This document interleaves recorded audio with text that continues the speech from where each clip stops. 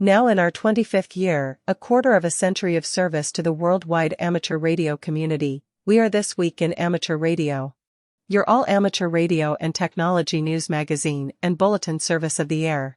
This is edition number 1343 with a release and air date of Saturday, November 23, 2024. Please take the program to your air following the cue tone.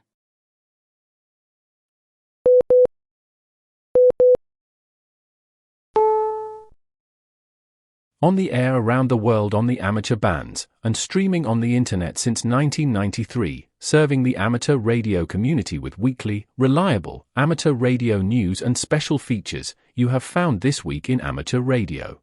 We are the worldwide premier amateur radio and technology audio news magazine and bulletin service of the air.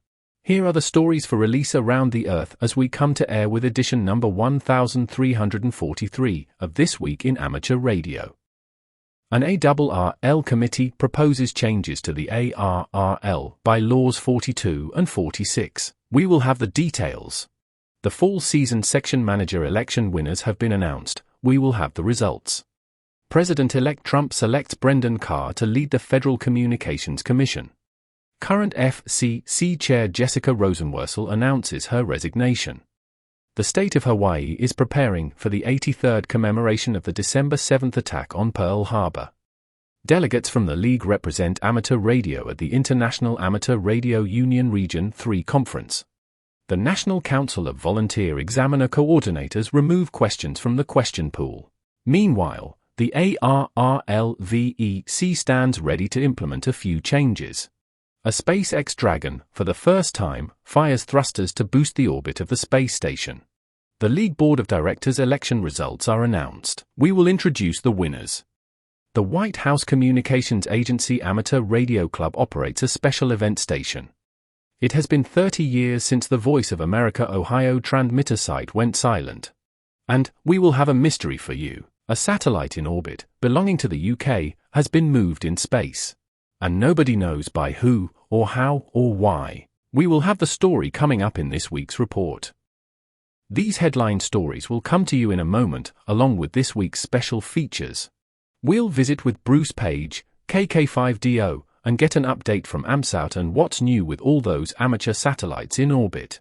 Australia's own Onno Benschop, Phi K6FLAB, and Foundations of Amateur Radio will attempt to answer the question, why does your Wi-Fi connection drop out when you are cooking your lunch? Our own amateur radio historian, Will Rogers, K5WLR, returns with another edition of A Century of Amateur Radio. This week will take us back to the end of World War I to witness the amateurs of the time starting the lengthy process of getting permission to get back on the air. We will stop by and visit with Bill Saliers, AJ8B in the DX Corner, with all the latest news on DXpeditions, DX, upcoming radio sport contests and more. That's all straight ahead as North America's premier amateur radio and technology news magazine and bulletin service, This Week in Amateur Radio, takes to the air right now.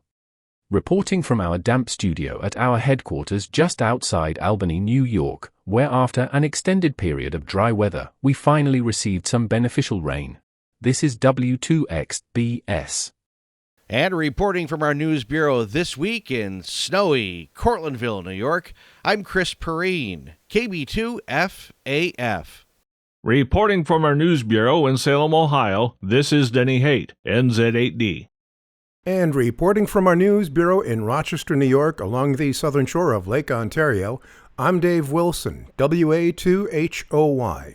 And reporting from our news bureau just outside Albany, New York, in the Geek Cave studios, I'm Rich Lawrence, KB2MOB. And reporting from a cold, rainy, dark Troy, New York News Bureau, I'm Eric, KD2RJX. And recording from our news basement here in Scotia, New York, where I'm getting ready for a parade, I'm Savo, K2SAV. And reporting from our amateur radio outpost in the western Catskill Mountains of upstate New York, where we've been treated to power failures, falling trees, power lines, ice, rain, sleet, snow, and gusty winds. Oh yeah, and it's below freezing outside. I'm Don Hulick, K2ATJ. And reporting from our news bureau in Fayetteville, Arkansas, where Old Man Winter's now trying to send autumn packing, I'm Will Rogers, K5WLR. I'm Chris Perrine, KB2FAF, and this is our lead story. At the 2024 ARRL annual meeting held in January, the Board of Directors unanimously voted to approve the establishment of a committee to assure the existence of a set of ethical standards and guidelines for board members as called for in the ARRL Bylaw 42. In addition, the committee was tasked to review Bylaws 42, Ethics and Elections Committee, and 46, Conflict of Interest Policy for possible revision. Rod Stafford, W6ROD, was selected by President Rick Roderick, K5UR, to chair the ARRL Special Committee on Bylaw 46 revisions. The committee scrutinized Bylaws 42 and 46 for revisions and incorporated feedback from legal counsel. After diligent work, the committee has finalized its recommendations and, earlier this week, presented its report and proposed bylaw revisions at a meeting of the committee. All of the ARRL board members were invited to participate in that meeting. All of the committee's work, including our report and documents pertaining to proposed bylaw revisions, is readily available for your review at www.arrl.org/by-laws-update. I encourage you to consider reviewing the documents to help develop your own perspective on these issues. Why this matters. As ARRL is federally recognized 501c3 nonprofit corporation, it is imperative that our governance structure meets the legal and ethical requirements of a well-governed organization.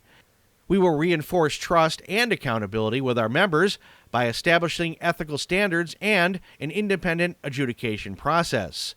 If you have any questions or concerns, please contact your division director. On Tuesday, November 19th, ballots were counted at ARRL headquarters for the ARRL South Carolina section manager election that was conducted this fall. Here with all the results is John Ross, KD8IDJ, reporting from League headquarters. ARRL members in South Carolina have elected incumbent Matthew Crook, W1MRC, to continue as their section manager with a new term of office starting on January 1st, 2025. Crook received 296 votes, and his opponent, Billy Irwin, K9OH, received 223 votes. Crook of Lexington has been section manager since July 1st, 2024, when he was appointed to fulfill the term of office when then section manager John Grendon, NJ4Z, moved out of the section to accept a new job.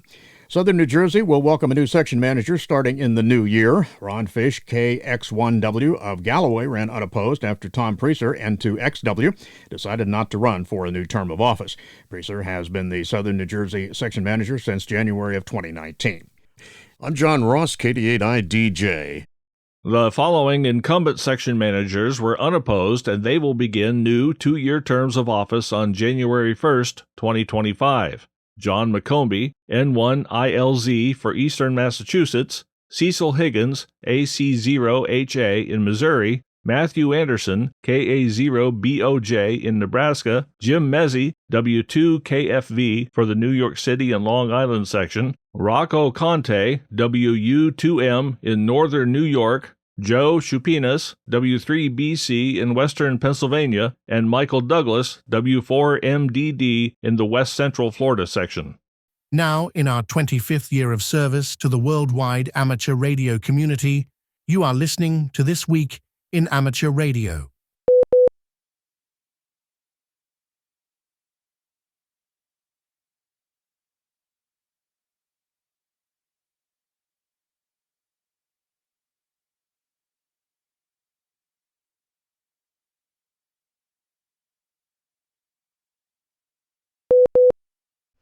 President-elect Donald Trump announced Sunday that he's selected Brendan Carr to be the FCC's new chairman.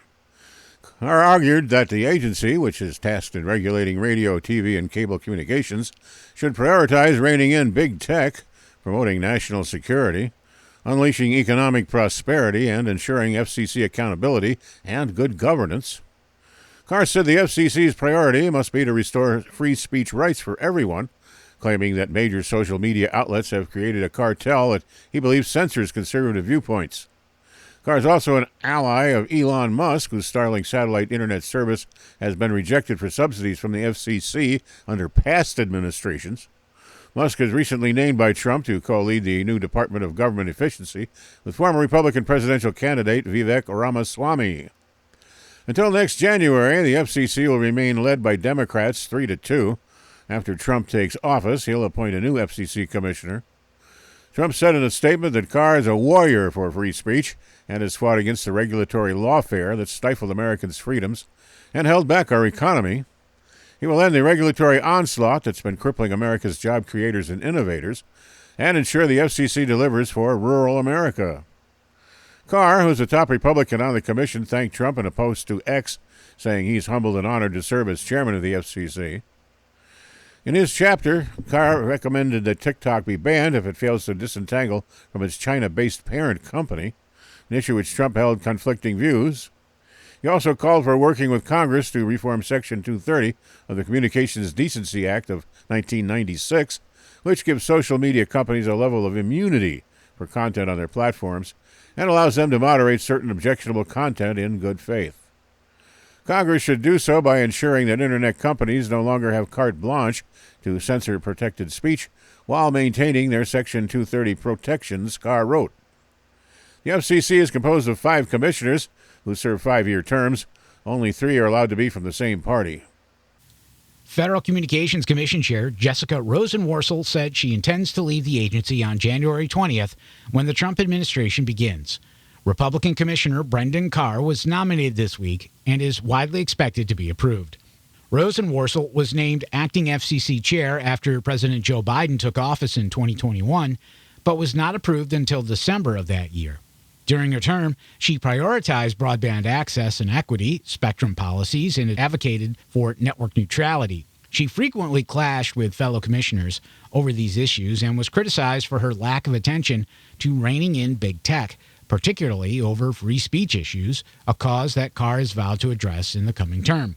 She was a frequent critic of broadcasters' transitions to ATSC 3.0 over privacy, consumer protections, and the lack of backward compatibility with 1.0. She did, however, propose the formation of the Future of TV initiative in the spring of 2023 to bring together consumer manufacturing, broadcast, and related industries advocates to hammer out a path forward for the transition. She issued the following statement: "Serving at the Federal Communications Commission has been the honor of a lifetime, especially my tenure as chair and as the first woman in history to be confirmed to lead this agency. I want to thank President Biden for entrusting me with the responsibility to guide the FCC during a time when communications technology is a part of every aspect of civic and commercial life. Taking the oath of office on the street outside of the agency during the height of the pandemic, when so much of our day-to-day moved online, made clear how important the work of the FCC is and how essential it is for us to build a digital future that works for everyone. I am proud to have served at the FCC alongside some of the hardest working and dedicated public servants I have ever known. Together, we accomplished seemingly impossible feats like setting up the largest broadband affordability program in history, which led us to connecting more than 23 million households to high-speed internet, connecting more than 17 million students caught in the homework gap to hotspots and other devices as learning moved online, putting national security and public safety matters with communications front and center before the agency, and launching the first ever Space Bureau to support United States leadership in the new space age. I also want to thank my husband, daughter, and son for their support throughout my time at the FCC. Public service is not without sacrifice, and I am looking forward to spending more time with my family and rescue pup in the days ahead." FCC Chairwoman Jessica Rosenworcel's final 2 open commission meetings will carry some consequences for radio broadcasters. As Republicans take charge on Capitol Hill, FM geo-targeting and media rule changes are on the docket in November and December. President-elect Donald Trump announced at the beginning of the week that senior Republican Commissioner Brendan Carr will serve as FCC chairman in his upcoming administration.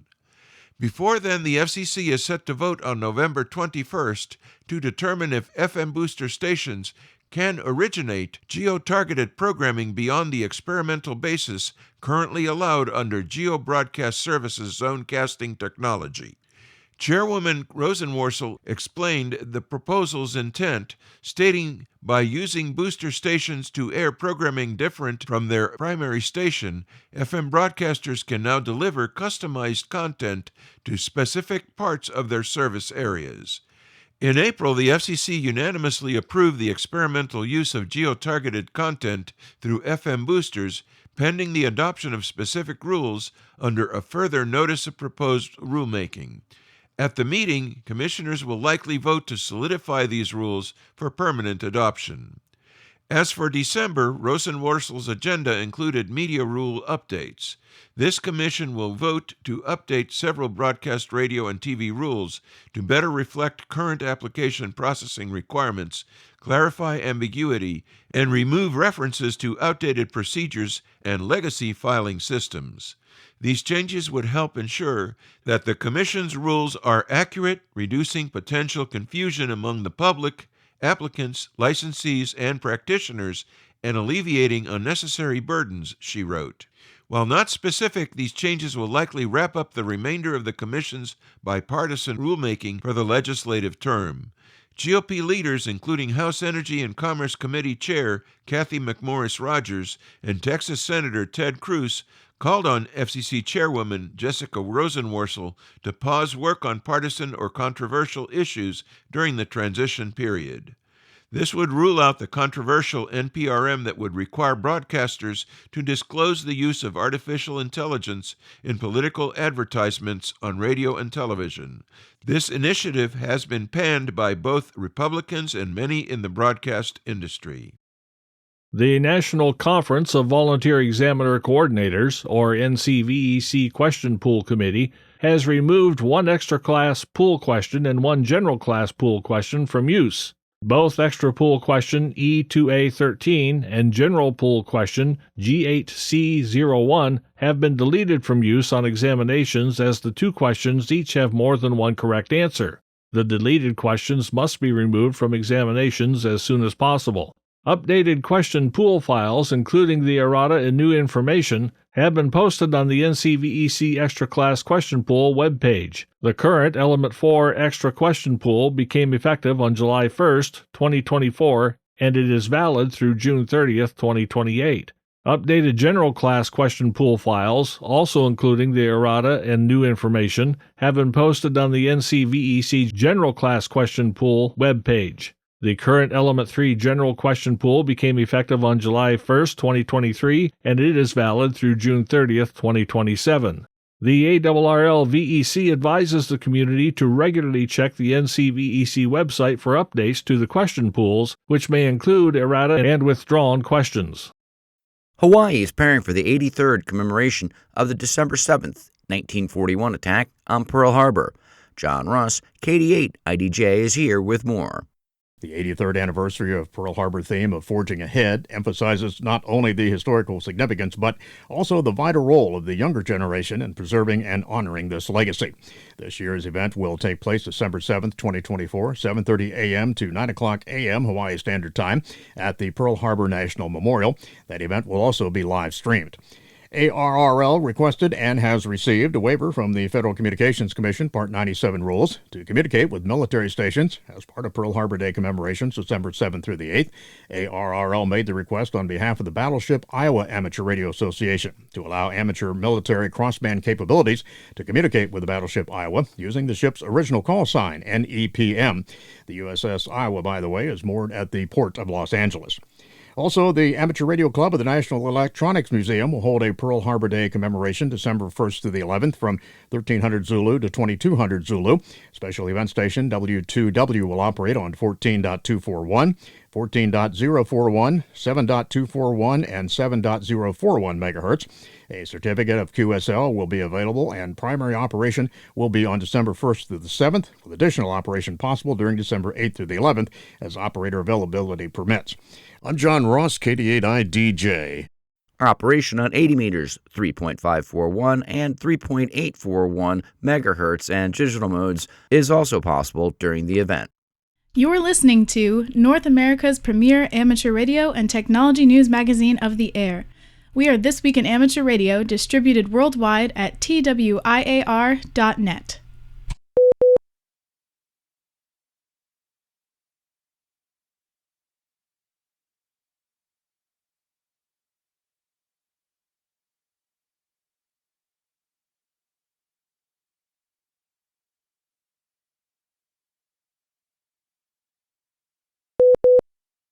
The 19th International Amateur Radio Union, or IARU, Region 3 Conference was held in Bangkok, Thailand, November 4th through the 8th, 2024.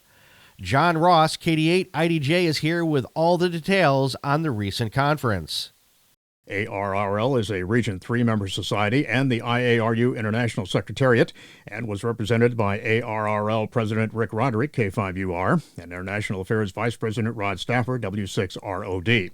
While most of the United States is in the IARU Region 2, ARRL is also a member society of Region 3, which includes portions of Asia and the Pacific, where ARRL represents the interest of radio amateurs in the U.S. Pacific territories of Guam, the Commonwealth of the Northern Mariana Islands, and American Samoa, as well as amateur radio interest for the U.S. minor outlying islands. 16 IARU R3 member societies participated in the conference. The agenda included a range of items of note to radio amateurs, regionally and globally. One of the major changes to take place at the conference was to revise the way the officers and the executive committee of the region are chosen. The new procedure is much like the election process in Regions 1 and 2. The Secretary-Treasurer is a member of the EC, but without the right to vote. The newly elected officers of the region are President Wisnu Ajaja, YB0AZ, Vice President Mahamo Binawi, 9M2IR, and Secretary-Treasurer Ken Yamamoto, JA1CJP.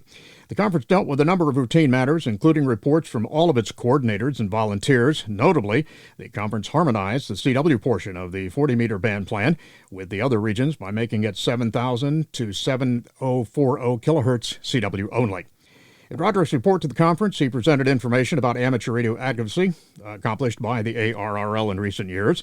Of note was the 2023 decision by the FCC to amend the U.S. amateur radio service rules to replace the baud rate limit on the amateur HF bands with a 2.8 kilohertz bandwidth limit, consistent with ARRL's request to permit greater flexibility in data communications.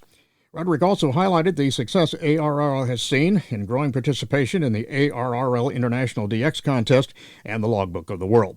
I'm John Ross, KD8IDJ. Roderick also highlighted the success ARRL has seen in growing participation in the ARRL International DX Contest and Logbook of the World. The conference voted to meet next in Bali, Indonesia, in 2027 for the 20th Triennial Regional 3 Conference. Produced by amateurs, for amateurs, and originating from Albany, New York, you're listening to This Week in Amateur Radio. For the first time, SpaceX's Dragon spacecraft successfully raised the orbit of the International Space Station by firing its thrusters. The orbital boost marks a significant milestone in Dragon's capabilities and comes as part of SpaceX's 31st commercial resupply mission to the ISS. The mission, which launched on November 4th, delivered a Dragon cargo vehicle which docked with the station the following day. On November 8th, the vehicle conducted an orbit-raising maneuver, stabilizing the ISS's position in low Earth orbit. Orbit-raising maneuvers are routine for the ISS, which requires regular boosts to counteract orbital decay caused by Earth's gravity. Until now, this task has been handled mainly by Russia's Soyuz and Progress vehicles, alongside occasional boosts from other spacecraft. With Dragon now performing such maneuvers, the U.S. spacecraft has added a critical capability, especially significant as NASA prepares for the eventual decommissioning of the ISS. The data gathered from this maneuver will aid in the development of SpaceX's future ISS deorbit vehicle. The reboost began at approximately 1750 UTC and lasted around 12.5 minutes, elevating the station's orbit slightly. NASA monitored the reboost closely and shared updates on social media platform X, noting that Dragon's performance in its first orbit-raising task was a good demonstration of its growing capabilities. SpaceX intends to apply the maneuver's data toward the design of the planned U.S. deorbit vehicle, scheduled to be used once the ISS reaches the end of its operational lifespan.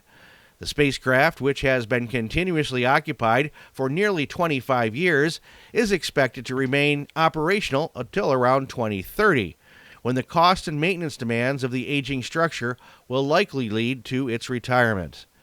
The ISS's eventually decommissioning aligns with NASA's shift toward commercial partnerships in low Earth orbit.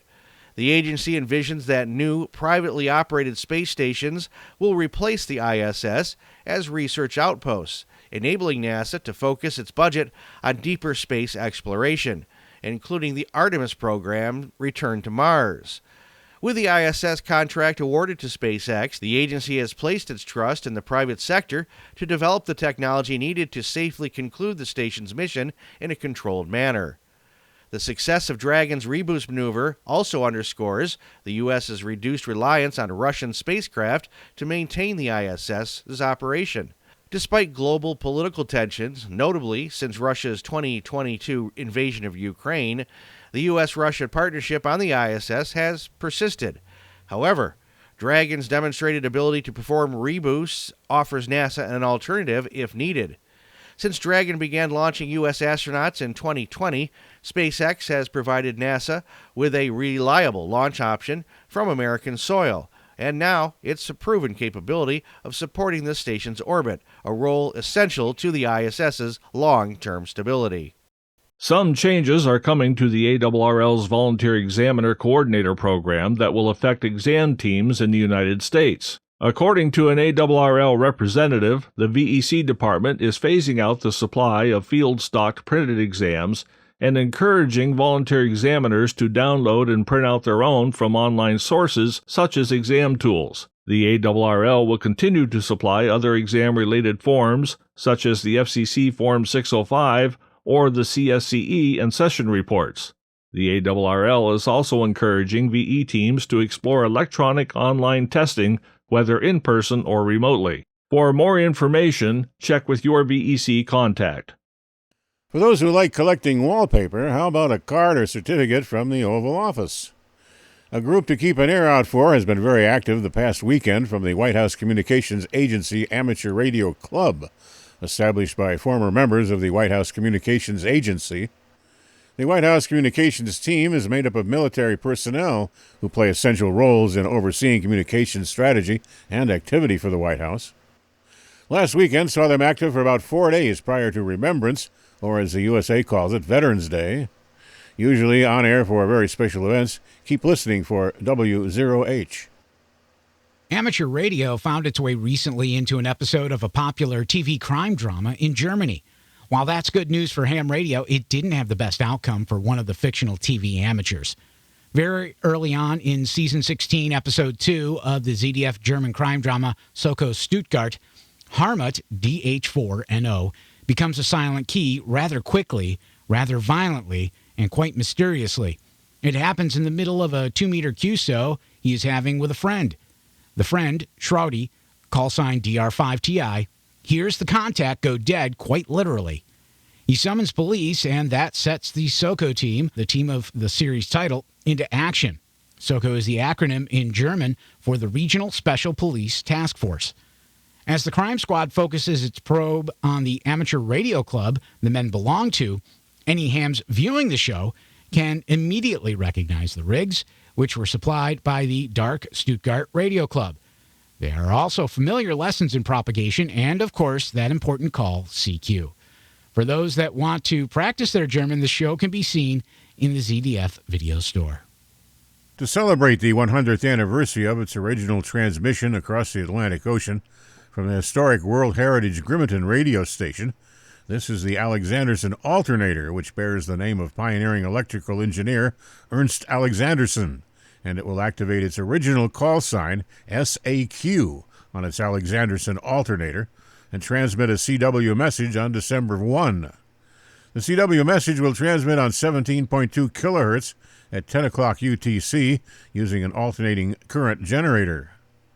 On December 1 of 1924, the VLF transmitter, with call sign SAQ at Grimeton Radio, was put into commercial operation with transmissions across the Atlantic Ocean into receiving stations in Riverhead and a replying transmitter station at Rocky Point, both on Long Island, New York.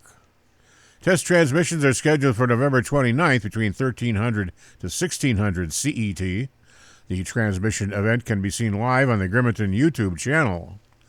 Fans of the transmitter typically hear its regularly scheduled messages twice a year, on Alexander Sunday in late July or early June, and on Christmas morning. An amateur radio station will also be commemorating the event with call sign SK6SAQ on the following frequencies: 3.517.2 kilohertz on CW, 7017.2 on CW, 14017.2 kilohertz on CW, 3.755 kilohertz on sideband, and 7.140 kilohertz also sideband. Now celebrating our 25th year keeping the amateur radio community around the world informed, you are listening to This Week in Amateur Radio, available worldwide as a podcast from our web at twiar.net.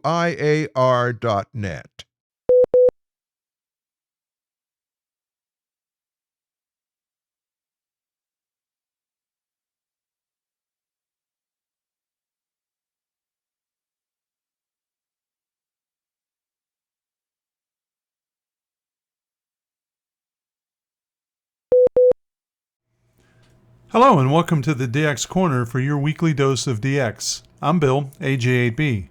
Often people ask me if there's a written copy of the information that I present here. There are so many call signs, dates, and URLs being discussed, you can never remember them until such time as you could write them down. I use most of the same data that you hear in the DX Corner for the weekly DX column in the Ohio Section Journal. If you just Google ARRL Ohio Section, you will find the Ohio Section website, and you can subscribe to the weekly journal and get most of this information. The actual website is arrl-ohio.org. This is a free journal, and you don't need to be an ARRL member to receive it. You won't get the well-rounded information that you get from the This Week in Amateur Radio podcast, but you will get the DX information. So here's what's happening in the world of DX. This section of DX News comes from Bernie, W3UR, editor of the Daily DX, the Weekly DX, and the How's DX column in QST. If you would like a free 2-week trial of the Daily DX, the only source of real-time DX information, just drop me a note at thedxmentor@gmail.com. As reported last week, JG8NQJ Taki is back on Minami Torishima and will be there until mid-March of 2025, operating as JQ8NQJ/JD1. He will be mostly on 17 and 15 meter CW with some FT8 in a spare time, as he is working on the island. Taki can also be found operating on 160, 12, and 6 meters. He is aware of the need of those from North America. Unfortunately, the best times for working North America are during his busy work schedule. JD1/M is number 32 on Club Log's DXCC Most Wanted list. You can QSL via the Bureau, direct to JA8CJY, LOTW, or EQSL.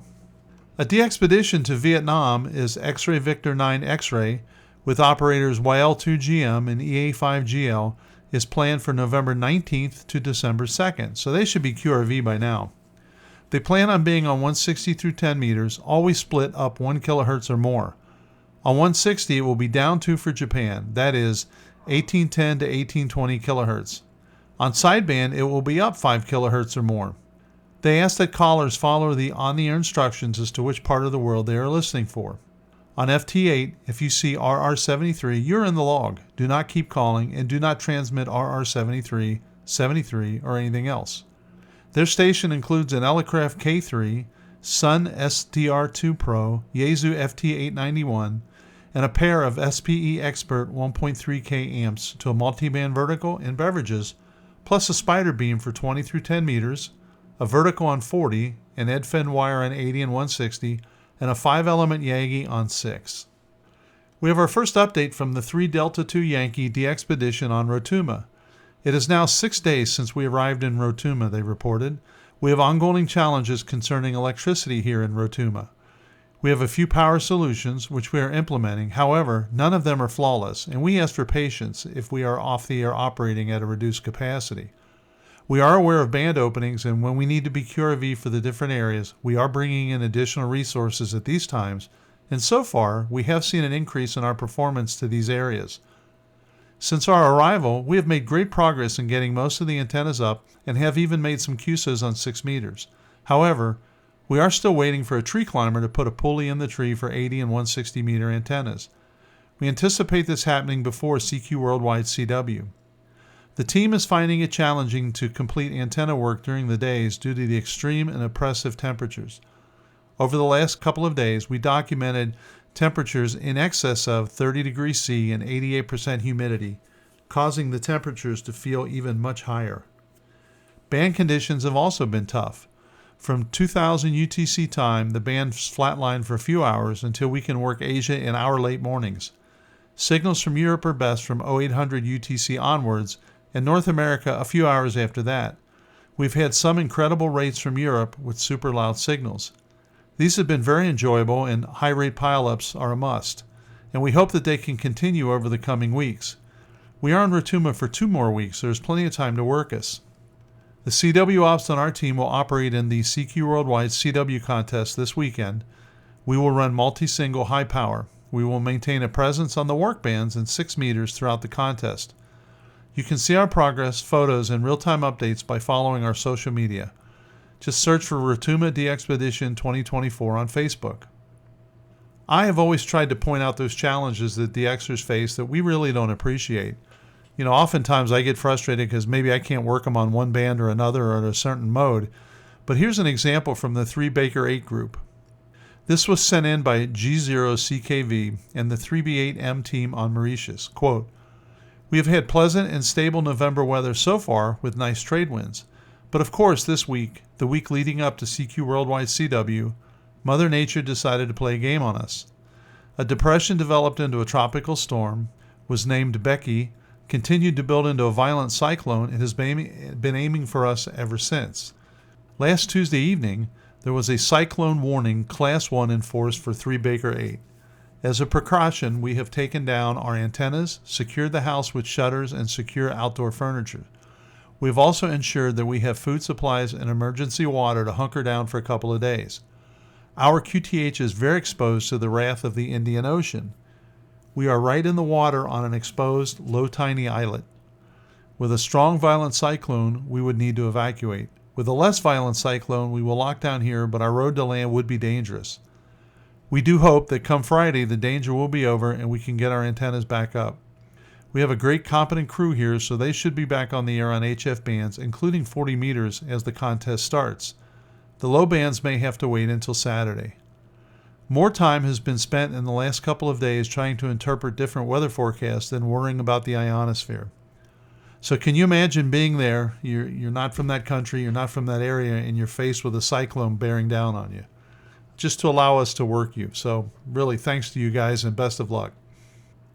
So I have some information from my friend V63JB, otherwise known as Kilo Hotel 6 Delta Lima Kilo, John, who is still QRV from Micronesia, which is V6.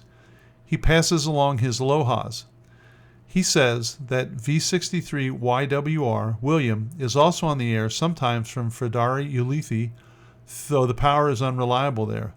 John says the good news is that when he returned to Yap from Hilo, Hawaii, he took along a brand new Buddy Hex with him, and now it is 18 feet above a metal roof, which is 12 feet off the ground.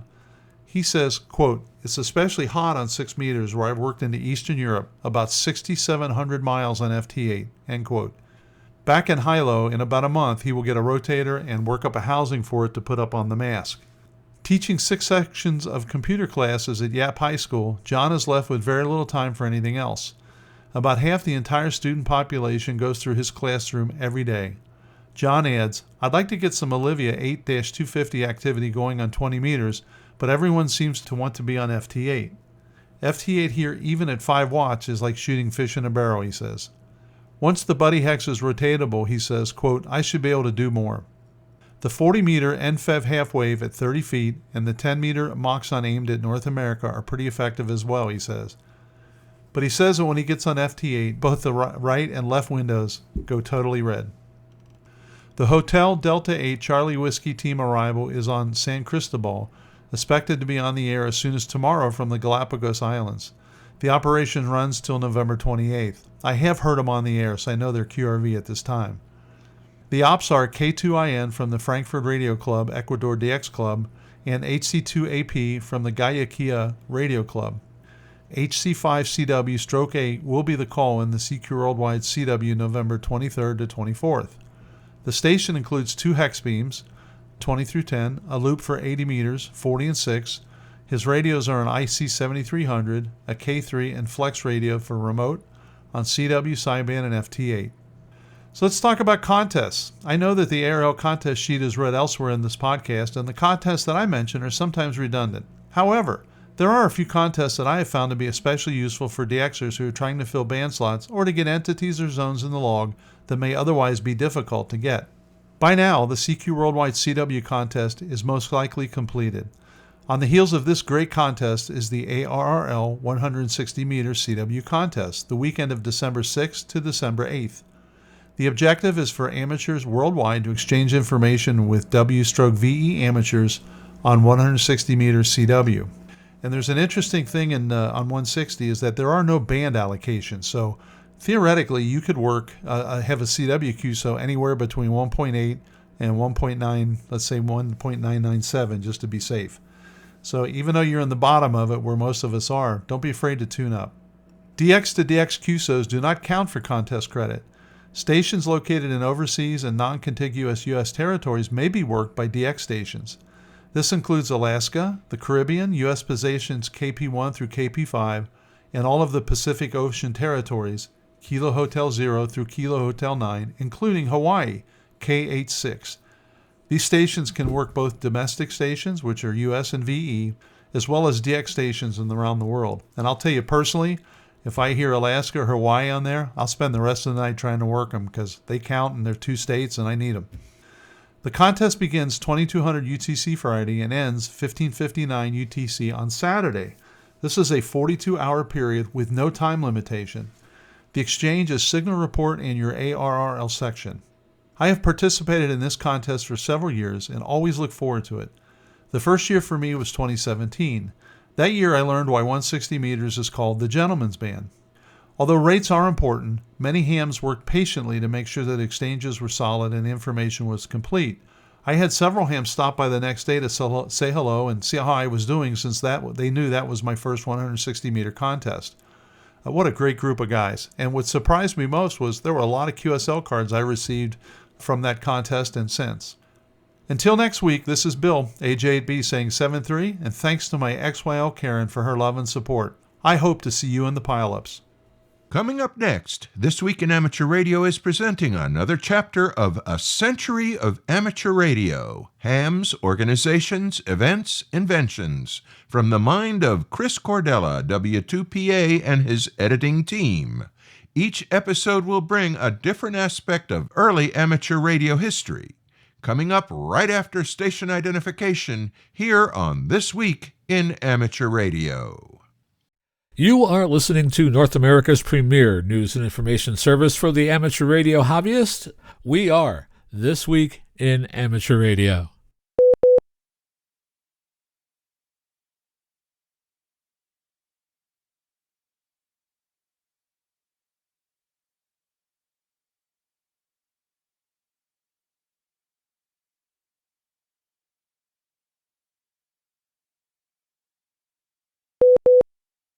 Welcome to the 22nd segment of Ham Radio History, A Century of Amateur Radio, hams, organizations, events, inventions. I'm Will Rogers, K5WLR. A great big thank you to Chris Cordella, W2PA, for permitting us to use his website in the setting up of these programs. Now, here's the next chapter of ham radio history. Liberty. Finally, nearly 1 year after the armistice, a breakthrough. A single tacked-on page after the end cover of October QST, a hastily added special announcement proclaimed, "Ban off! The job is done, and the ARRL did it. See the next QST for details." The H.R. Hick cover drawing for the November issue depicted a joyous ham bursting from the top of a can, popping off the lid, which, just to make sure the metaphor was understood, is labeled the lid. He clutches a copy of QST in one hand, a certificate in the other. The can's label reads, "Liberty Number," in big letters. The issue opened with Maxim writing on the importance of organization, citing both the establishment of the League and radio clubs as prime examples. Only by having a national organization were hams able to influence the government on the one hand by preventing legislation that threatened amateur radio's existence, and assist it on the other by providing wartime operators on very short notice. It was a noble effort for all concerned, and lifted amateur radio from the realm of toyland to the dignity of a valuable national asset. Aside from self-preservation, another benefit of organization was to enable doing momentous things, such as the transcontinental relay work, impressive to outsiders. Up to the time that we amateurs began relay work, the limit which one could transmit intelligence without paying tribute either to the government or to the Western Union or the Postal Telegraph Company was the distance one's voice would carry. Amateurs also had received help from friends in Congress. William Stedman Greene, the 78-year-old chairman of the House Committee on the Merchant Marine and Fisheries, representative from Massachusetts, and loyal protector of amateur rights, was credited with a successful reopening. Greene had been the one who introduced the resolution on the League's behalf, asking the Navy to supply a reason for the continuing ban.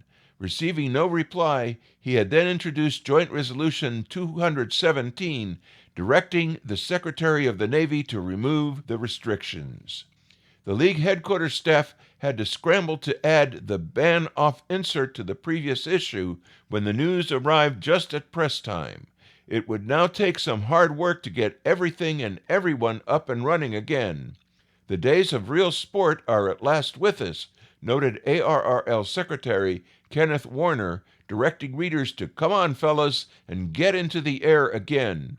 An incredible array of new gear developed and manufactured during the war was becoming available, and that meant increased advertising revenue for QST, its lifeblood.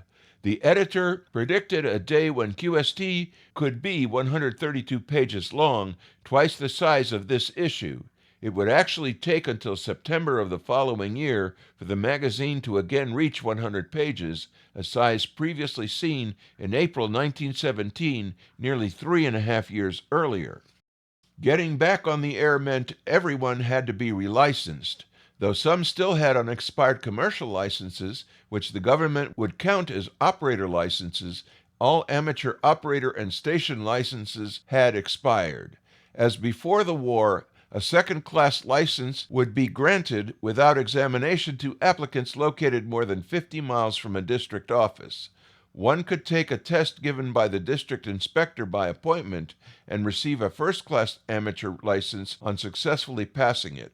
The new test format was a bit different, requiring longer answers from the applicant to demonstrate depth of understanding. The government published a document called Radio Communication Laws of the United States, containing the regulations one must know for the test. On receiving an operator license, you could next apply for a station license using a form to describe various aspects of your station. That information, and how well you had complied with the law in building it, determined whether or not the license would be granted. Radio inspectors were authorized to disclose the call sign that an applicant would be issued once a station license was granted. The licensee would then be permitted to begin operation without waiting for the actual license to arrive in the mail. Hams were encouraged to send their new call signs to ARRL as they were issued, so that they could be published and help everyone to once again recognize one another on the air. The first directory of calls appeared in December, listing only new 1st District stations, apparently the only district reporting new licenses to that point. The list included the Harvard Wireless Club, 1AF, MIT, 1AN, Maxim, 1AW, and Tusca, 1AY. Some stations in other districts had been given permission to use their old calls, possibly because they held unexpired commercial licenses. Some of these stations were prominent pre-war relayers, organizations, and operating department officers, including Mrs. Candler, 8NH, FN Schnell, 9AH, RH.G. Matthews, 9ZN, J.O. Smith, 2ZL, and Charles Service, 3QZ. On the air, things were still very quiet, even though the winter, the prime radio season, approached. The Atlantic Division manager reported hearing mostly silence on the first night of reopening and only a few locals. Activity returned gradually as everyone worked to connect equipment and erect antennas. Licensed or not, amateurs had refrained from reassembling their stations before the reopening, perhaps due to uncertainty about when it would occur, given the long delay, or perhaps because they stuck to the letter of the law that prohibited even assembling a station during the shutdown. In memoriam for December listed 11 more amateurs, some killed while serving in the military. WCC on Cape Cod had a long history in a medium with a short one. Wired telegraph services such as the transatlantic cable were Marconi's natural initial competition. In 1914, he established a station at Chatham, Massachusetts, to replace its earlier one in Wellfleet.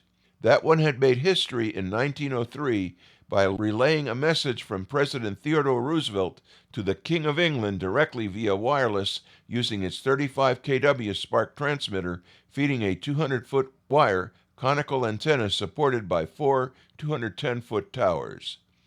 WCC, originally simply CC for Cape Cod, became one of the most prominent wireless stations in the United States, and Irving Vermiglia had been the station manager there since early 1916.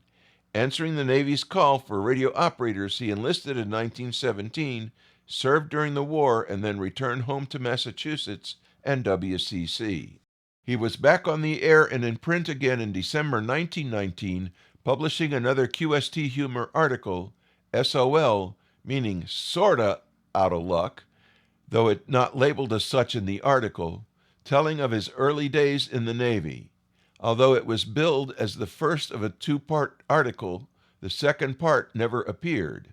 By this time, he had become well enough known among hams to be often identified by his last name alone. Everyone else in QST was referred to as Mr. So-and-so or by their complete name, but amateur number one was just Vermiglia. Everyone finally got a look at him in the February 1920 issue's installment of Who's Who in Wireless, identified as a shift engineer at the Marconi station. The article paraphrased him as admitting that he'd rather fuss with wireless than eat, and his record showed it. A quick break for identification purposes. You're listening to This Week in Amateur Radio. I'm Will Rogers, K5WLR.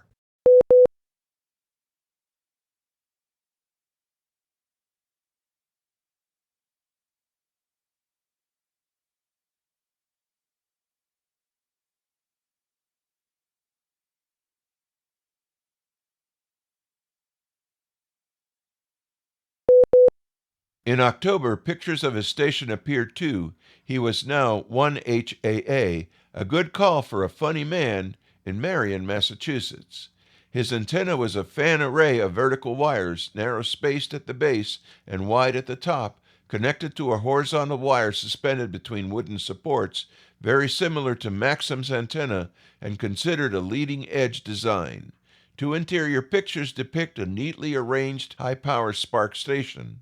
Another change in call sign came in July 1921 when he received a special station license and QST announced that 1HAA is no more. Vermiglia was now 1ZE using 200, 250, and 375 meters.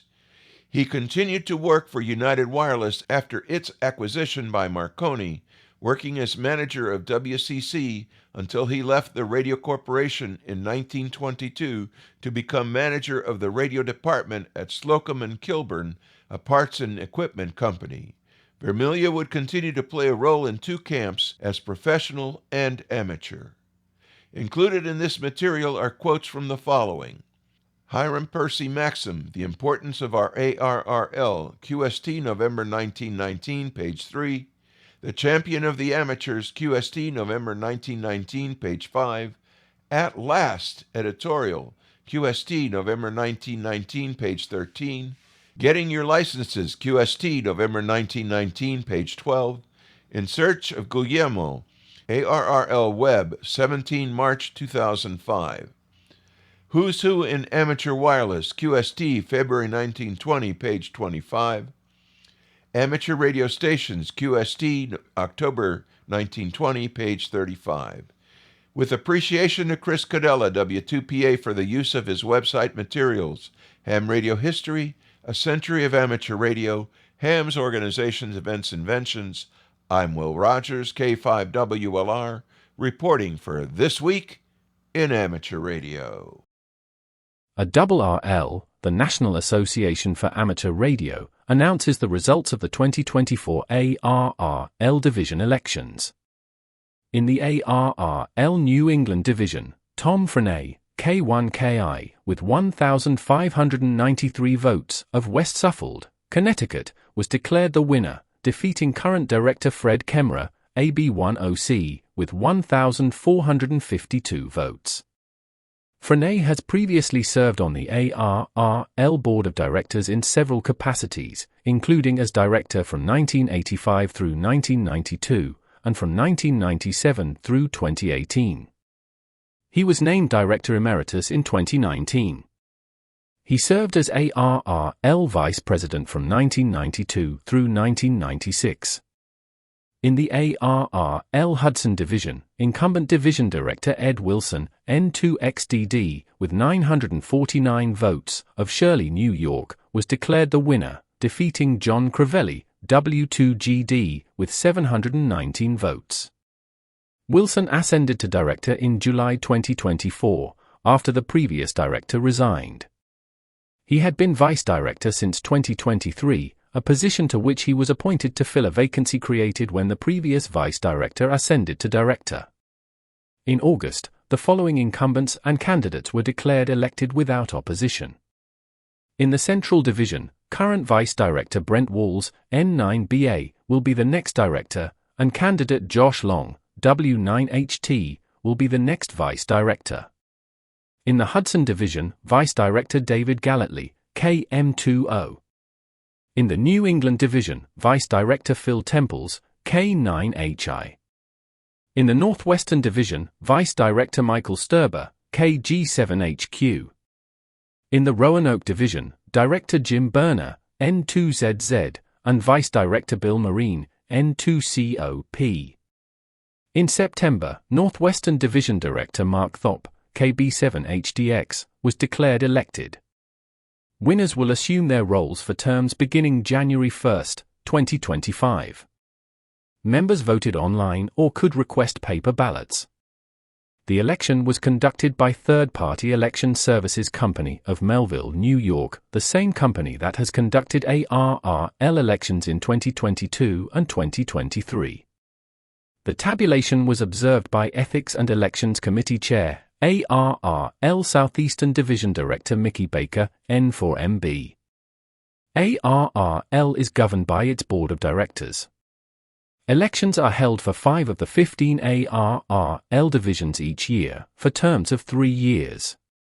Amateur satellite operators may be saddened to hear that the satellites XW2B, 2C, and 2D are nearing re-entry into the atmosphere. The 3 identical Chinese microsatellites used for atmospheric physics experiments and amateur radio missions were launched in 2015. In the next few weeks, they will cease to exist after 9 years in orbit when they make a fiery return to Earth. This may be welcome news to some terrestrial operators worldwide, though. Satellite XW2C in particular has been transmitting what appears to be abnormal sweep-like signals on some terrestrial VHF repeater output frequencies for several years. It is time once again for AMSAT's satellite shorts from all over. And we begin this week aboard NASA's Parker Solar Probe, which recently completed its 7th and final flyby of Venus, setting it on a course to approach within 3.8 million miles of the Sun's surface, closer than any human-made object in history. This maneuver, crucial for tightening the probe's orbit, marks a significant step in its mission to study solar mysteries, such as the Sun's extremely hot corona. Described by Noor Roafi as almost landing on a star and compared to the 1969 moon landing, the achievement underscores its importance to humanity. The spacecraft's gravity assists from Venus have not only propelled it closer to the Sun, but also provided unique data about Venus itself, revealing surface features through its whisper camera and unexpected details like potential chemical differences. During the most recent flyby, Parker came within 233 miles of Venus's surface to further study these surface properties. On December 24th, the probe will achieve its closest solar encounter, reaching a speed of 430,000 miles per hour, with Mission Control anticipating confirmation of its success by December 27th. On a side note, a chip resides on the probe with thousands of names of people that joined the NASA mission, including the names and call signs of This Week in Amateur Radio staff. Next, we join AST Space Mobile, who has recently deployed 5 massive Bluebird satellites in low Earth orbit, each with a record-breaking 693 square-foot communications array, marking the start of the company's space-based cellular network.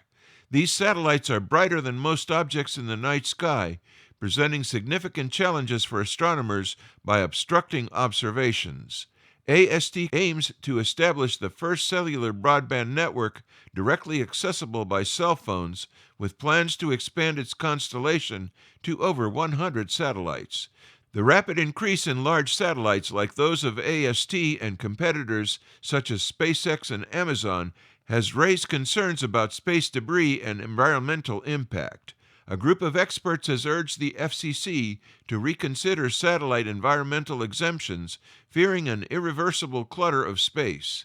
This surge in satellite launches is not only reshaping communications, but also sparking debate on preserving the accessibility of space for scientific exploration. And our final story this week finds us with Arianespace, who has announced that the second flight of Europe's Ariane 6 rocket, its first commercial mission, has been rescheduled from December 2024 to no earlier than mid-February 2025. This mission will carry the CSO-3 reconnaissance satellite for the French military and marks the first Ariane 6 launch to be overseen by Arianespace. Initially expected to launch in December following the Vega C rocket return to flight, the schedule changed after analysis of an issue during the Ariane 6 debut in July. The delay stemmed from a temperature measurement anomaly that prevented the upper stage's auxiliary power unit from starting, which is now corrected with a software update. Both the rocket's core and upper stages are still in production and are set to be transported soon to French Guiana for launch preparation. Arianespace has assured that this delay will not impact future missions, with plans to conduct 6 Ariane 6 launches in 2025. You are listening to This Week in Amateur Radio, available as an on-demand stream from Spotify, Deezer, and wherever podcasts are available.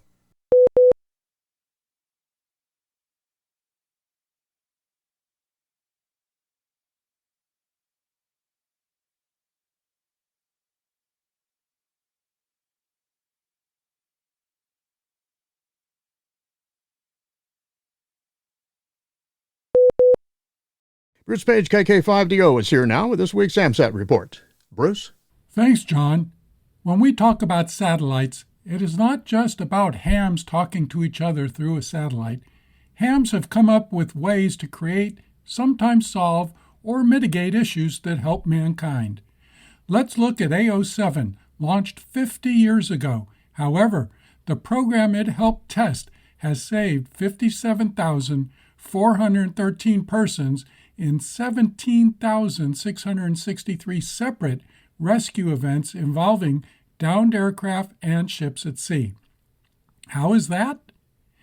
Here's how, from Jan W3GEY, the AO7 project manager.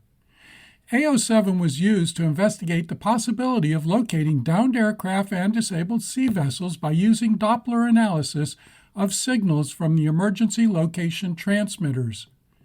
Engineers from the United States and Russia thought of a concept of relaying signals from beacon devices or the emergency location transmitters via a LEO satellite, thereby increasing the range of the signal. The signals could be Doppler tracked one way by processing the beacon uplink signal on board the satellite. The position of the transmitter could then be located and the position stored for immediate downlink at the next available ground station. The tests were highly successful and led to the Kosmos, or Russian space system for the search of vessels in distress, and the U.S. SARSAT, or Search and Rescue Satellite. The programs have been operational since 1982. In 2021, they were merged with other programs that use LEO, MEO, and GEO spacecraft. Some very interesting facts about AO7's early days. This is Bruce Page, KK5DO. And thanks, Bruce, for that report. It is time once again for this week's Space Weather Report. This week's report is brought to us by solar prognosticator Tad Cook, K7RA, in Seattle, Washington. Solar activity was lower this reporting week, November 14th through the 20th, with the average daily sunspot number down from 141.6 to 99.3, and solar flux from 203.7 to 152.4. Geomagnetic indicators were quiet. This follows a period during August and October when it seemed we must be at the peak of solar cycle 25. But we won't know that until nearly a year after solar max, when a long-moving average of daily sunspot numbers is examined. So looking ahead at the predicted solar flux for the near term, it will be 165 on November 23rd, 160 on November 24th through the 26th, 165 and 255 on November 27th and 28th, 250 on November 29th and 30th, then 240, 230, 220, and 210 on December 1st through the 4th. The predicted planetary A index for the near term will be 8 on November 23rd through the 25th, 5 on November 26th through the 29th, then 10, 12, 9, 8, 7, and 5 on November 30th through December 5th. In Radio Sport this week, more great contests. November 21st through the 22nd, it's the Walk for the Bacon QRP contest. That's CW. November 23rd and 24th, the CQ Worldwide DX contest, also CW. November 27th, the SKCC Sprint, CW. November 27th as well, the UKEICC 80-meter contest, CW. And on November 28th, the RSGB 80-meter Autumn Series, that's CW. And don't forget, you can visit the ARRL contest calendar for more events and information. Upcoming Section State and Division Conventions, December 13th through the 14th, the Tampa Bay HamFest, sponsoring the ARRL West Central Florida Section Convention, that's in Plant City, Florida. On January 4th, the Ham Radio University, sponsoring the ARRL New York City Long Island Section Convention in Brookville, New York. And on January 10th through the 11th, it's the 2025 Southwest Florida Regional HamFest, sponsoring the ARRL Section Florida Convention. That's in Fort Myers, Florida. And this note, ARRL will be closed in observance of Thanksgiving on Thursday, Friday, November 28th and 29th, 2024. There will be no W1AW bulletins, code practice, or visitor operations during that time. ARRL headquarters will reopen on Monday, December 2nd, 2024 at 8 a.m. Eastern Standard Time. And during the closures, members are encouraged to use the ARRL website for membership renewals, publication purposes, and to access most benefits, services, and programs. We wish you and yours a happy holiday, and we're thankful for your membership and support. Beginning December 1st, 2024 through January 31st, 2025, the Utah DX Association will operate special event station K7S to celebrate the 60th anniversary of the Amateur Radio Stamp and the 110th anniversary of the American Radio Relay League, ARRL. K7S will operate on all bands and all modes, focusing on 7.260, 14.260, 21.300, and 28.470 megahertz. A QSL card and free used amateur radio stamp will be available. For more information, contact www.uxda.org. Members of the Northern Arizona DX Association, NAXDA, are making an impact in their community beyond radio service. The club has donated a new compressor, an air compressor, to the Flagstaff Community Toys for Tots organization to be used to help inflate around 1,000 toy balls and bicycle tires. The Hams have worked with that organization for years. They are known as the Battery Boys and sort toys into those needing batteries. NAXDA is an ARRL-affiliated club, by the way. For more information, visit their website, NAXDA. The ARRL Teachers Institute on Wireless Technology is a tremendously successful advocacy for inspiring youth, and it is growing significantly. The program is entirely donor-funded, and that effort is getting a huge shot in the arm. A YouTube telethon to raise money for the program will be held on Saturday, November 30th, 2024, on the Ham Radio Crash Course channel. ARRL Education and Learning Manager Steve Goodgame, K5 ATA, and ARRL Director of Development Kevin Beal, K8 EAL, joined forces in a new video to promote the telethon. Goodgame and Beal will be joined on the telethon by teachers who have found great success in incorporating amateur radio and wireless technology into their learning environment after graduating TI. A who's who of ham radio personalities are set to be on the marathon stream, including ARRL National Instructor Gordon West, WB6 NOA. There's a chance to make a real impact. A group of donors has inspired us with a challenge gift, said Beal. If the telethon raises $20,000, there will be an additional $20,000 kicked in by the donors. The telethon, hosted by popular YouTuber Josh Nass, KI6NAZ, will offer viewers a fun and laid-back activity to enjoy while recovering from Thanksgiving and Black Friday activities.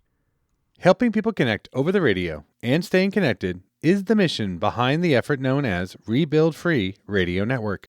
It is an emerging collective in New Zealand that's relying mainly on portable, license-free, handheld, PRS, or portable radio service radios that are often used as tools in public safety. A number of participants also have their amateur radio license, including the network's national coordinator. Writing in Kwa, the newsletter of the Franklin Amateur Radio Club, club member Trish Murray, ZL1 TTM, explained how community by community she is helping to strengthen the network locally. She described the hands-on, interactive workshops she has been leading to get people familiar with the UHF radios they have purchased but have been hesitant to use. The workshops explain that local resiliency is the best reason for using a radio and the area repeaters, whether it's to stay in touch with other family members or communicate in a crisis. Trish wrote that some of the more enthusiastic radio operators are considering taking the next step. She also wrote that most people are completely new to radio, so it's really inspiring to see the confidence grow and to hear their first tentative calls. We also have experienced radio users, and also now some who would like to go and get their ham radio license. I am encouraging this. For more details on the Rebuild Free Radio Network, visit rebuildfree.com. You're listening to This Week in Amateur Radio, available worldwide as a podcast from our web at www.twiar.net.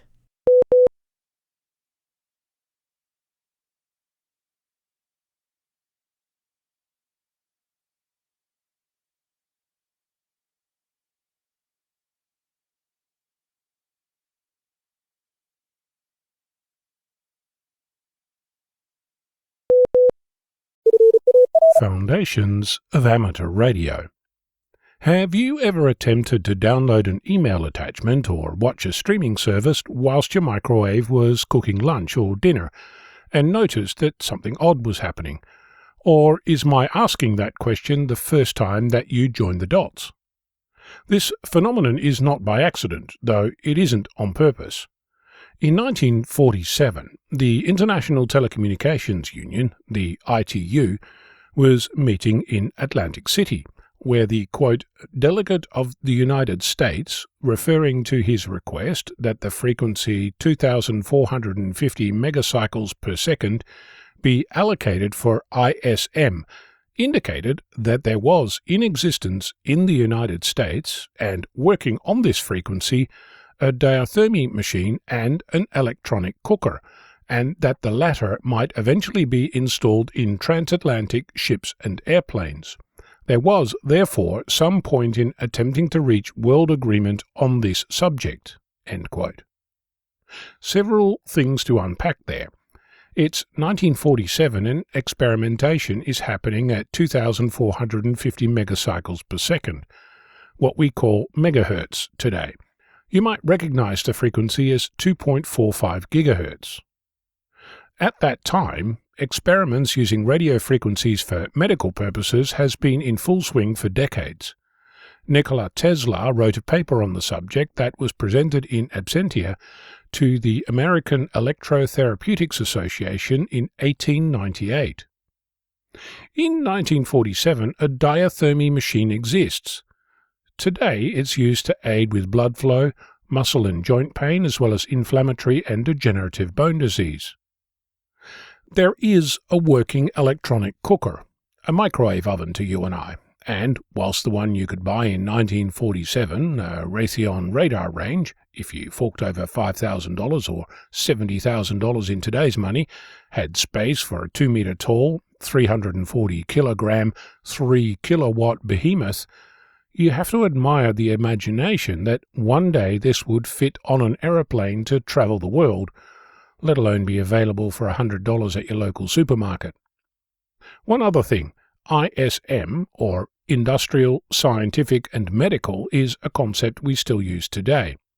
The idea being that there are uses for radio waves that are nothing to do with communication, like microwave ovens, steel smelting through induction heating, surgical uses like cauterizing wounds, some cancer treatments and plenty more. One of the ideas behind ISM is that equipment operating in those frequencies must tolerate any interference generated by ISM applications. The other part of the ISM idea is that it's unlicensed, which is very attractive to people who experiment and why it became popular for other uses beyond heating your lunch. Consider that baby monitors, garage door openers, car security systems, video senders, cordless phones, wireless speakers and microphones, cordless keyboards and mice, radio-controlled models, and smart power meters all share the same radio frequencies. Then there's Wi-Fi, Bluetooth, and Zigbee, also using the same 2.4 GHz ISM band. Yeah, even the two most popular network technologies on your phone and computer, Wi-Fi and Bluetooth, are competing with each other and the microwave oven in the kitchen.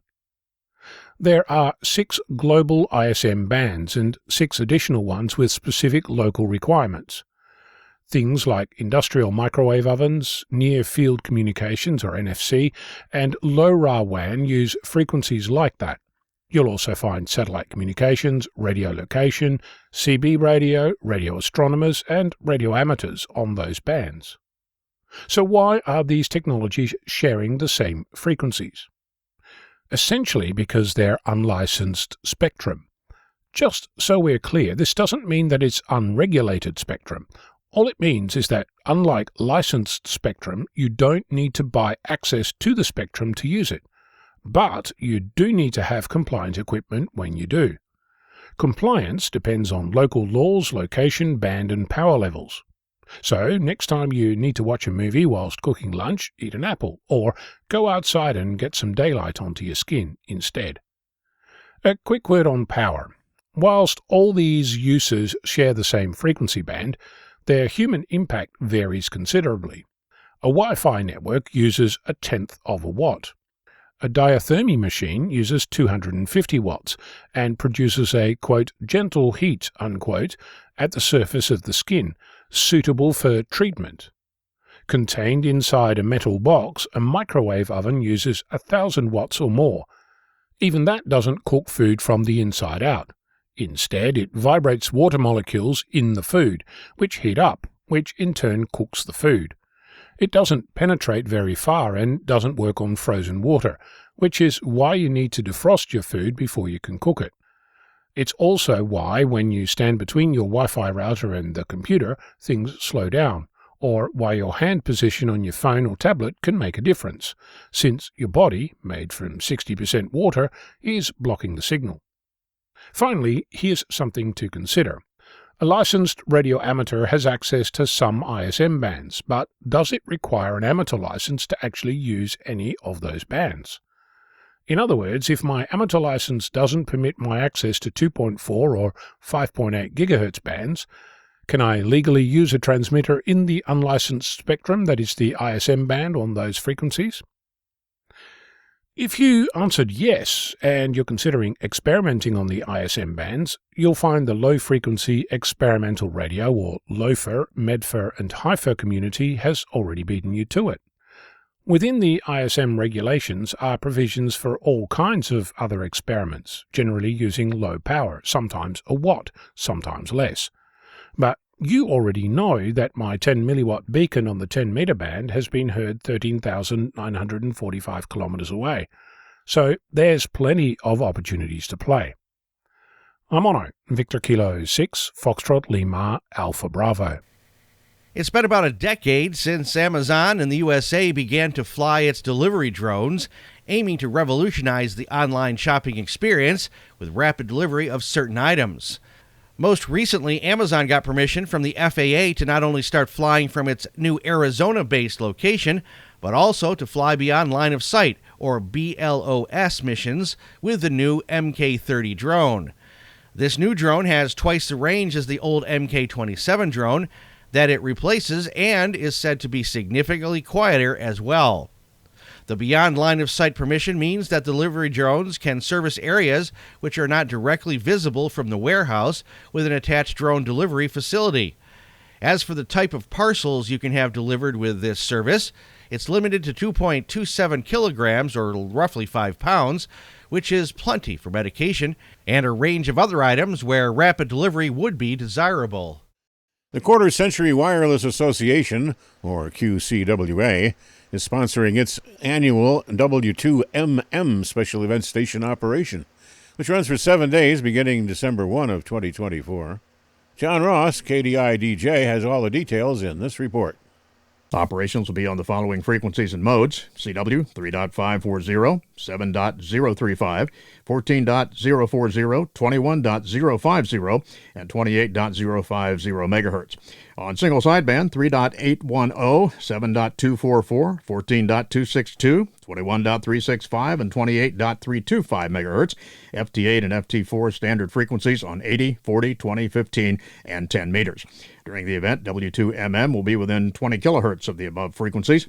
QCWA members in the U.S. and its positions will have an opportunity to activate W2MM for this event. I'm John Ross, KD8I DJ. Contact the QCWA Activities Manager for more information and scheduling. Stations activating W2MM must submit their log for an amateur data interchange format file only to the Activities Manager at qcwa.org by the end of the third week of December. At the end of December, all stations working W2MM will be able to download a commemorative certificate, but there'll be a 2 to 3 month lead time to access your certificate. For more information, contact John Clute, K7SYS, at Activities Managers at qcwa.org. We pause for stations along the network to identify. We are This Week in Amateur Radio, your amateur radio and technology news magazine of the air, available as a podcast on iTunes, Google Play, iHeartMedia, and Spotify.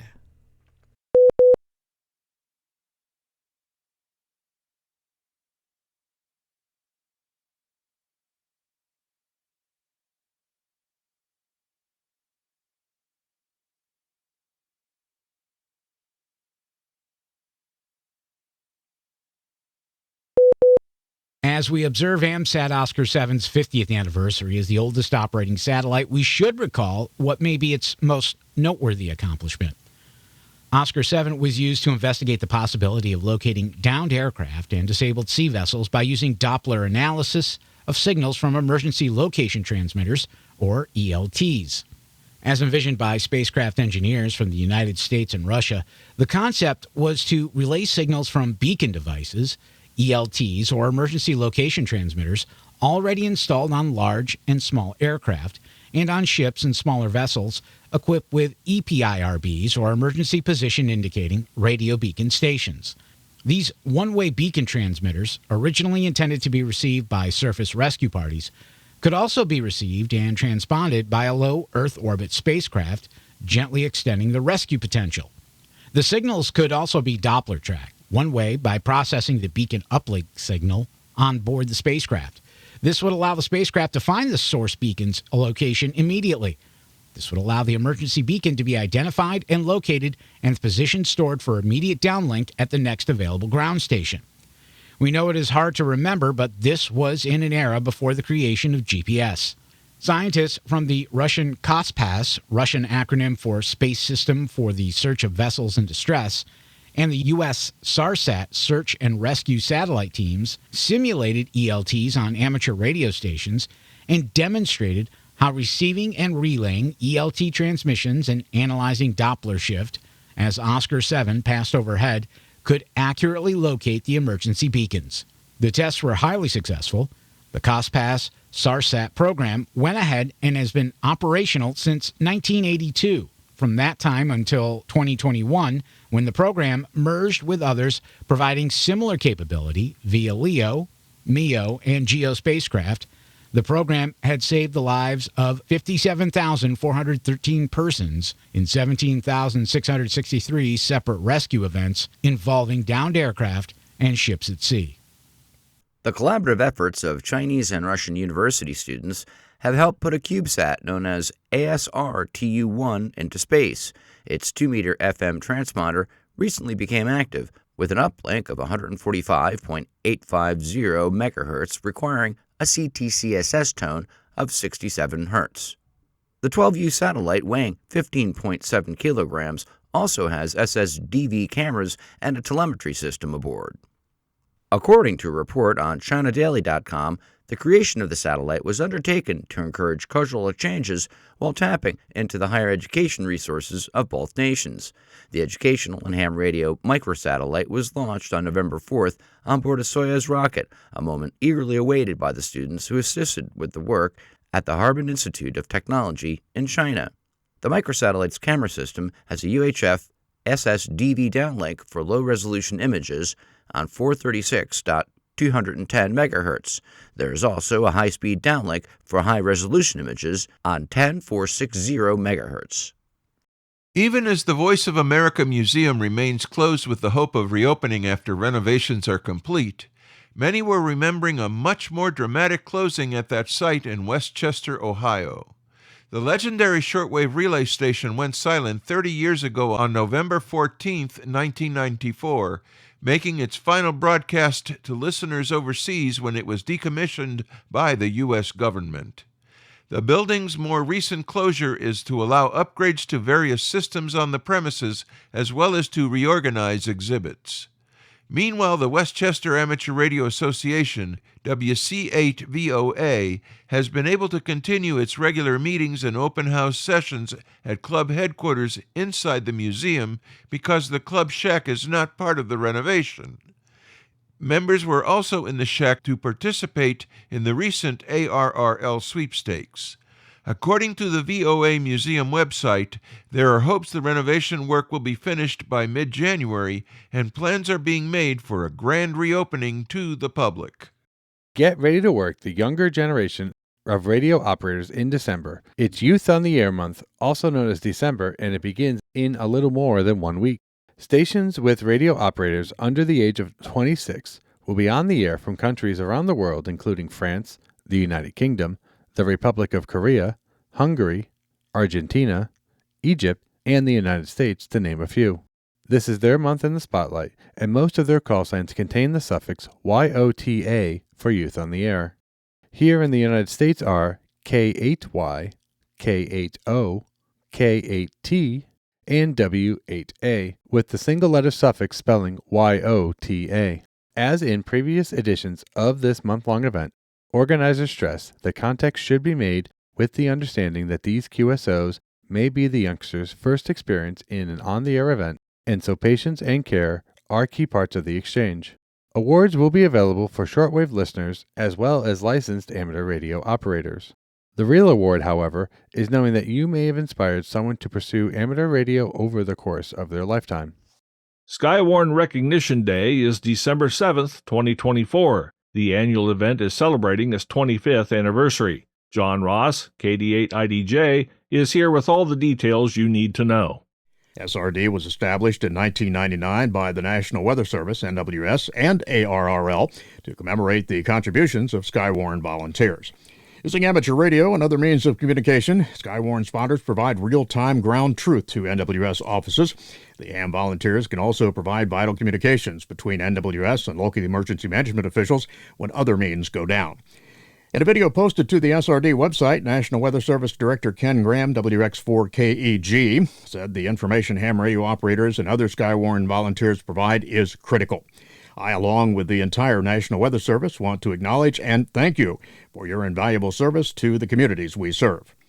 There will be an SRD special event from 0000 to 2359 UTC on the day. The objective is for all amateur stations to exchange QSO information with as many amateur radio Skywarn spotters and National Weather Service stations as possible on 80, 40, 20, 15, 10, 6, 2 meter, and 70 centimeter bands. ARRL will be on the air during the event from the ARRL Radio Laboratory Station, W1HQ, using the call sign WX1AW. ARRL Public Relations and Outreach Manager Sierra Harrop, W5DX, said SRD is a great opportunity to provide and welcome non-ham Skywarn volunteers to explore amateur radio. Storm spotting was my original draw into ham radio. I watched a large tornado tear up my community on May 3rd, 1999, and was listening via my mom's 2-meter mobile radio to spotter reports being relayed to the National Weather Service Norman, Oklahoma office. I knew I wanted to be a part of that when within months I was licensed. Amateur radio was my path into that community service and has been the hobby of a lifetime ever since, she said. I'm John Ross, KD8I-DJ. Spotters are encouraged to register for SRD at www.weather.gov/CRH/Skywarn recognition. There will be participation certificates available after the event. To other members of the South Carr's 40-meter service net, few hams could ever match the service given by John Bostic, WB4GOV. John, who became a silent key on November 9th, had served as the net's first general manager following its reorganization in late 1996. The net had been in operation since the mid-1960s and is a service net that is on the air daily, passing traffic and assisting in emergencies when needed. As it grew to more than 14,500 members, the South Carr's net needed a numbering method to keep things orderly, and John instituted a system that is still in place. According to an obituary on the QRZ.com forums, he also established an awards program for the group, underwriting the costs of plaques and trophies so that the net control stations and others could be honored for their contributions. According to the obituary, he laid a firm foundation for the operation of the South Carr's net, which developed into the largest, most prestigious net on the 40-meter band.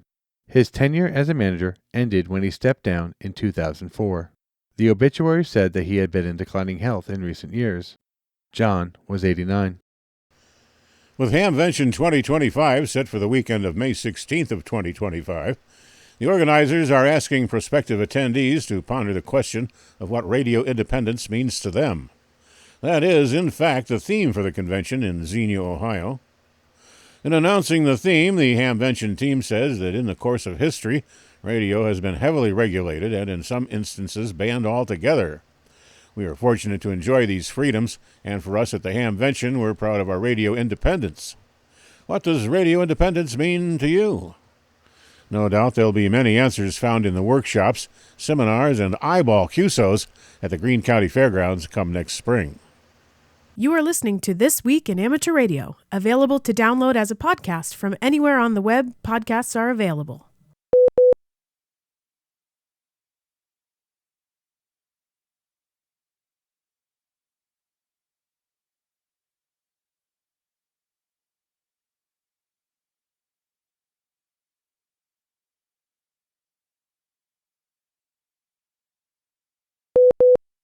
This Week in Amateur Radio is holding open auditions for news anchors for the weekly national worldwide amateur radio news service.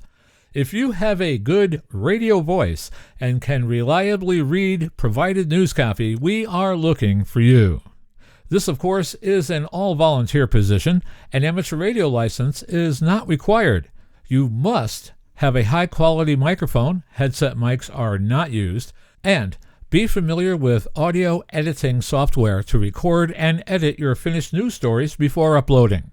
If you would like to try out for a weekly or bi-weekly anchor position with North America's premier amateur radio news on air and podcast, please send an email to our producer, George, W2XBS. You can include a sample MP3 of yourself reading news copy sent as an attachment to W2XBS77@gmail.com. That's whiskey, the number 2, X-ray Bravo Sierra 77@gmail.com.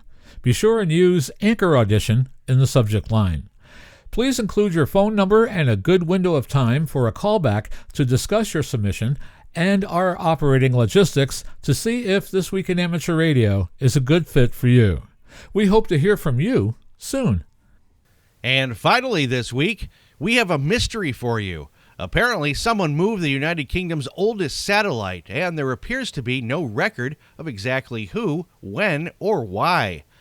Launched in 1969, just a few months after humans first set foot on the moon, Skynet 1A was put high above Africa's east coast to relay communications for British forces.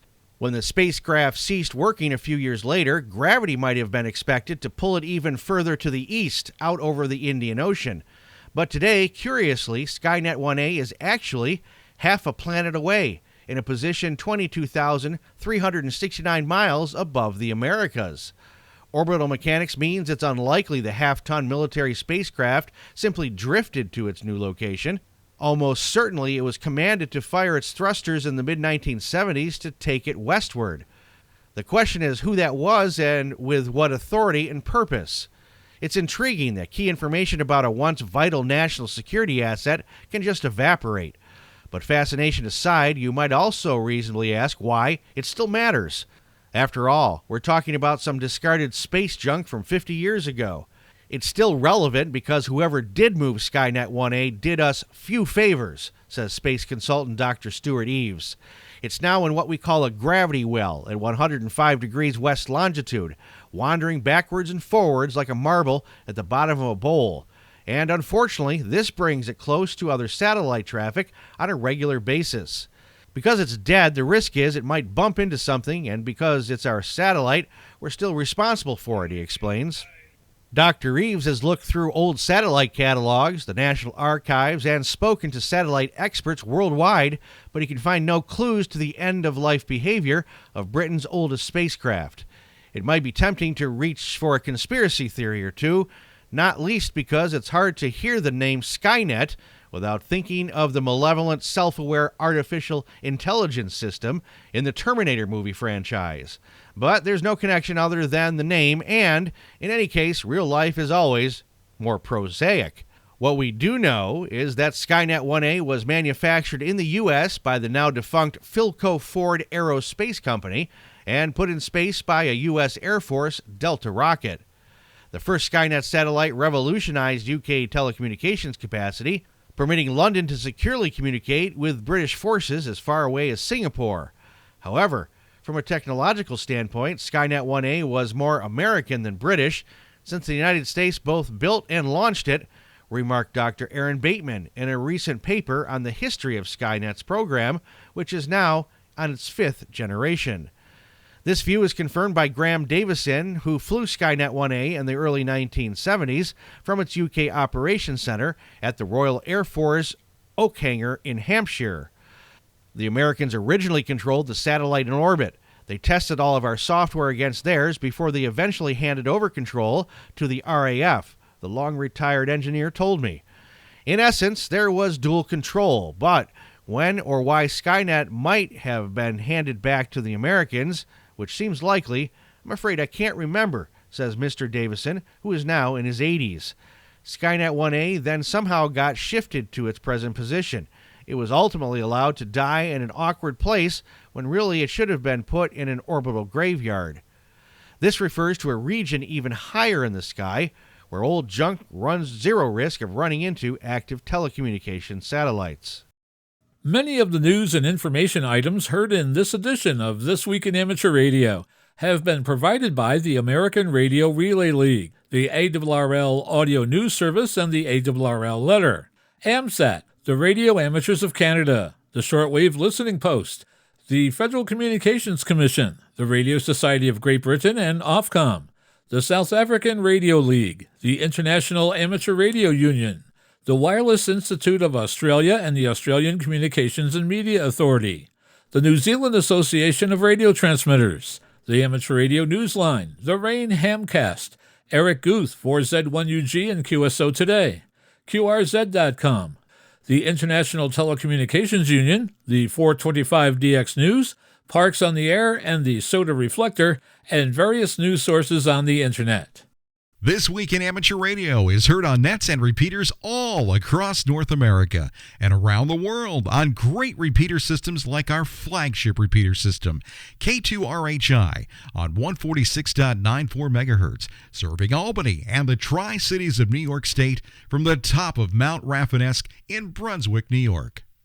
With special thanks to all our weekly news sources and to you, our listeners, that wraps up this edition of This Week in Amateur Radio. If you'd like to write to us, you can find everything you need, including archive editions of the news service, at our website at twiar.net. And now, for all of us at This Week in Amateur Radio headquarters and our news team around the world, this is Chris Perrine, KB2FAF, wishing you a 73.